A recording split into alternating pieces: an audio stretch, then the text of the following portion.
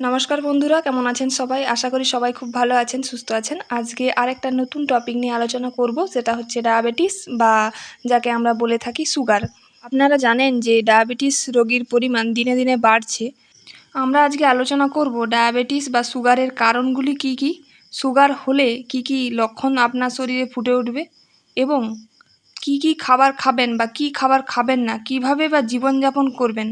চলুন বেশি দেরি না করে ভিডিওটা শুরু করা যাক। ভিডিওটা প্রথম থেকে শেষ অবধি দেখবেন, ভিডিওটা স্কিপ করবেন না। আর যদি আমার এই ভিডিওটা হেল্পফুল মনে হয় তাহলে লাইক, কমেন্ট, শেয়ার করতে ভুলবেন না। এরকমই আরও নতুন নতুন ভিডিও পেতে আমার চ্যানেলটি সাবস্ক্রাইব করে পাশে থাকুন। প্রথমে বলি ডায়াবেটিসের কারণগুলি কি কি। প্রথমে যে কারণটা নিয়ে আলোচনা করব সেটি হলো ফ্যামিলি হিস্ট্রি। অর্থাৎ কোনো ফ্যামিলিতে যদি পিতামাতার কোনো একজনের মধ্যে ডায়াবেটিস বা সুগার থাকে তাহলে তার সন্তানদের ক্ষেত্রেও সুগার হওয়ার সম্ভাবনা থাকে। পরের কারণটি হলো বয়স। অর্থাৎ 30 বছর বয়সের পর থেকে মানুষের শরীরে সুগার হওয়ার সম্ভাবনা বৃদ্ধি পেতে থাকে। স্থূলতা বা অত্যধিক ওজন ডায়াবেটিসের অন্যতম একটি কারণ। পরের কারণটি হলো শারীরিক নিষ্ক্রিয়তা, অর্থাৎ সারাদিন কোনো কাজ না করে শুয়ে বসে দিন কাটানো। এর ফলে সুগার হওয়ার সম্ভাবনা বেড়ে যায়। পরের কারণটি হলো হাই ফ্যাটযুক্ত খাবার, যেরকম ধরুন রেড মিট অর্থাৎ ছাগলের মাংস, তেল, ঘি। মদ্যপানের ফলেও ডায়াবেটিস হওয়ার চান্স থাকে। হাই প্রেশার থাকলে সুগার হওয়ার সম্ভাবনা বাড়ে। রক্তে যদি কোলেস্টেরলের মাত্রা হাই লেভেলে থাকে তাহলেও সুগার হওয়ার সম্ভাবনা থাকে। এবার আমি বলবো যে রক্তে কতটা পরিমাণ গ্লুকোজ থাকলে আমরা বলবো ডায়াবেটিস বা সুগার। র্যান্ডম ব্লাড গ্লুকোজ যদি 200 mg/dl এর কম হয় তাহলে সেটা নর্মাল। যদি 200 mg/dl বা তার বেশি হয় তখন তাকে আমরা বলবো ডায়াবেটিস মেলাইটাস।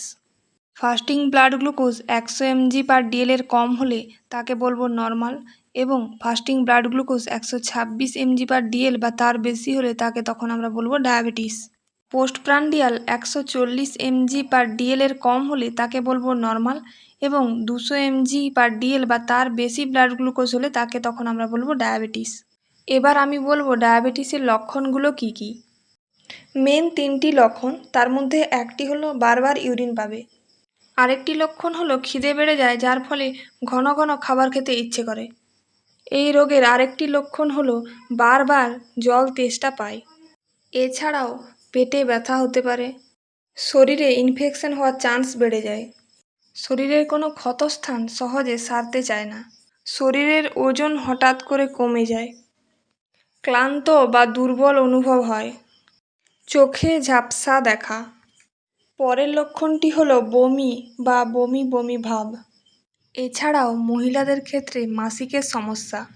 এরপর বলি কারো যদি ডায়াবেটিস বা সুগার হয়ে থাকে তাহলে কি খাবার খাওয়া যাবে, কি খাবার খাওয়া যাবে না, এবং কি কি নিয়ম পালন করতে হবে যাতে সুগার বা ডায়াবেটিস নিয়ন্ত্রণে থাকে। প্রথমে বলবো কি কি খাবার আপনারা খেতে পারবেন। মাছ খেতে পারবেন, মুরগির মাংস খেতে পারবেন, সবুজ শাকসবজি খেতে পারবেন, লাউ, বেগুন, করলা খেতে পারবেন, এক বাটি ভাত খেতে পারেন অথবা রুটি খেতে পারেন। এবার বলি কোন খাবারগুলো খেতে পারবেন না। হাই ফ্যাট জাতীয় খাবার, যেরকম ধরুন ছাগলের মাংস, ঘি, তেল। চিনি খাওয়া বন্ধ করতে হবে। মিষ্টি খাওয়া যাবে না। মাটির নিচে যেসব সবজি হয় যেরকম আলু, গাজর, বিট, মূলো, এগুলো খাওয়া চলবে না। এছাড়াও কেক, পেস্ট্রি, কোল্ড ড্রিঙ্কস, বিভিন্ন যে ক্যান্ড ফুডগুলো আছে সেগুলোও খাওয়া চলবে না। এতক্ষণ বললাম খাবারের কথা, এইবার বলবো আর কি কি নিয়ম মানলে ব্লাড সুগার বা ডায়াবেটিস নিয়ন্ত্রণে থাকবে। প্রতিনিয়ত ব্যায়াম করতে হবে। যেমন আপনি সাইকেল চালাতে পারেন, সাঁতার কাটতে পারেন, দৌড়াতে পারেন। নির্দিষ্ট সময় অন্তর অন্তর ব্লাড গ্লুকোজ বা ব্লাড সুগার চেক করাবেন। মদ্যপান এড়িয়ে চলতে হবে। স্ট্রেস কমানোর জন্য যোগা বা মেডিটেশন করুন। ডায়াবেটিসের ফলে চোখের অনেক কমপ্লিকেশন হতে পারে, তাই চোখের যত্ন নিন। প্রতিদিন সকালে উঠে পরিষ্কার জলে চোখ ধোবেন।